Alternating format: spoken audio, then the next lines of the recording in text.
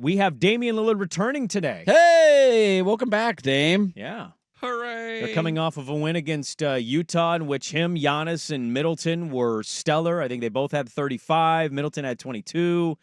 And the Bucks have kind of found their groove a little bit here. Where does this register? This is our only national game, by the way, of the season. TNT. This is our only game of the year that's on national TV. Yeah. This is it. Yeah, the only scheduled one. Now, they might throw an NBA TV game on at some point. I don't know why you'd throw the Blazers on NBA TV. I think it would only be if their opponent is like in a playoff chase late in the season or something. Needs a last spot or something, and you're the opponent. Well, I was listening to Richmond this morning because I enjoy the Locked On Blazer experience. He's a good friend of the show, and he went through the trade again of the Dame Lillard stuff and how it got us Ayton, it got us Tumani, which has certainly been great. Yes, it has. And then he debates in himself, and I'm seeing some people disagree with it. Like, do you count Denny Avdia as part of this? Like, because it's kind of a carryover from a different trade. I'm okay throwing Denny Avdia in there. He didn't, but I kind of am too. Brogdon was a play, and then a future pick was the part of that trade. Other than that, that's kind of what you got. So you got two role players who are good. And you still got the vets, to Gundy's point, on this team. Dame Lillard being introduced at the Moda tonight. You know, I don't know. I'm kind of like, I think I will just say out loud, I don't know where Blazer fans are at. I got such a mix of them. I got the mix that's like, they suck, they're not worth my energy and time. I got the mix of, I watched them over AFC Championship Mahomes Allen. So, like, I'm probably the worst person to truly gauge. Where's the middle of that Venn diagram? I saw the attendance on Sunday. I thought it'd be very sparse, and it looked like it was 84% full, which I'm like, what are you people doing? Those people will never go away. Well, but, yeah, they did. They did when the Jailblazer era existed. When we went 4 straight seasons of no playoffs, we said, this is awful. These guys are being pulled over in their SUVs. I'm out. Smoking too much weed. But the organization's not punting on vets. They're telling you they're going to young guys, but they're not playing some of the young guys or starting them. And, like, the whole thing is weird to me. I don't know where people are at with the Dame return game tonight. Yeah, I think I've asked buddies this because I'm curious, too, just where fans are at. And I always like to take, like, snapshots of just friends of mine who are sports fans, listen to the show, follow it. Our group chats are always about sports, 95% of the time.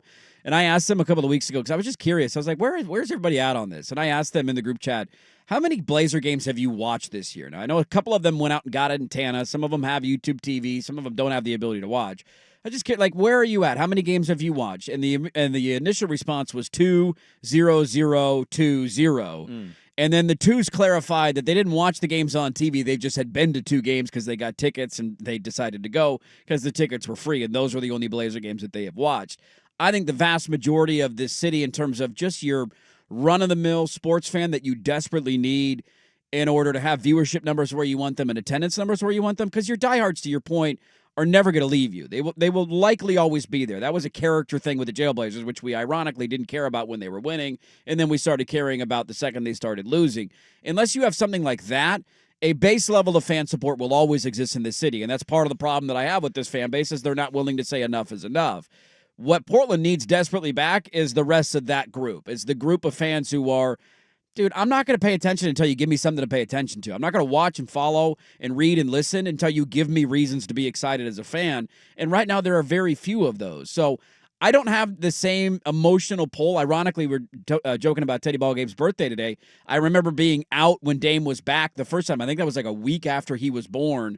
And I was watching that game, and I gambled against the Blazers because I was like, yeah, let's win some money on Dame. And the Blazers ended up winning the game. They've beaten him twice. They got his number ever since we traded him. But I beat him again. I think I am so beaten down at this point by the way that the year is gone that I don't even have I can't even muster the emotional care tonight. It'll be like, all right, I'm a watch. Dame's back. You'll see the highlights. How many times does a guy return? And look, Dame Lillard is one of the greatest Blazers. It'll never be the first time. The first time back will always be the one time, and then the rest of them you're like, oh, he's back again. Okay. Yeah, and that's kind of what I'm asking is like, is it this? I mean, some people didn't go to the first one, so they didn't see. I don't know if they play a video tonight. I don't have that information, but like whether they do or they don't.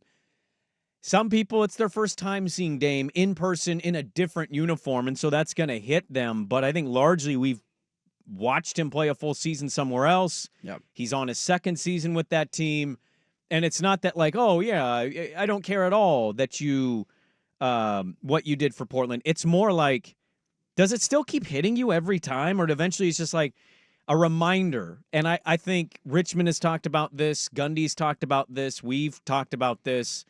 Like, the weird part about this is he's going to be introduced, and then on the other side, Jeremy Grant's going to get introduced. Who was brought into play with Damian Lillard. He was a Dame Lillard guy. Yeah. DeAndre Ayton came in from that trade, and then we drafted. The weird thing I thought about over the weekend was they had two positions that they had high-level dollars spent on, and then they seemingly drafted two guys on rookie-scale contracts at those two positions specifically. They did. We didn't really have a two, right? We get Shaden, and then it's Shaden, but now Shaden's not good enough to start. He has to be on the bench. We had Anthony Simons. We had just signed him to a $100 million deal. We draft Scoot Henderson. Instead of Amon Thompson, who was a 6'7" wing. We trade for DeAndre Ayton and Tumani Kamara, and you can say, well, the guys, they really wanted two in that trade. Yeah, I agree with that. But they also took the Ayton deal, which, according to some around the league, is the worst contract in the league. It's in the conversation. It's in the conversation. So they brought over that guy who's under contract, and then they drafted a center. Yep. So it's like, I'm struggling with a lot while also liking Denny, and I'm liking Tumani. I like what I see there, but I hate the way they're handling the other two guys. I hate that they brought Chauncey back, and I just don't quite understand if they do nothing February 6th, what is that path the rest of the season? What are we accomplishing? And are you going to move him in the summer? Because if Jeremy's not wanted now, why was he going to be wanted next in the summer? The value's not going up. And the same with DeAndre. Maybe Ant will be moved, but I don't know if I'm going to hold my breath. Yeah. So the whole thing is it's such a weird feel. The other part of it, too, that I struggle with when he returns, and this was the case last year, and every time we play him, it's almost just simply a reminder of a wasted era. And that's really sad for me as a fan. It's like we've moved on. The trade has happened. I'm still as depressed as I've ever been as a fan because they have no direction and no hope right now. But it's a reminder of, we used to at least have a guy, and we didn't ever do anything. We at least had a guy that we could be proud of. We at least had a guy that was an all-star, all-NBA. Could he win an MVP this year? Look at those great playoff series. We at least had our star. We had our guy to carve out our niche in the NBA. And for basically a decade, we never tried to win.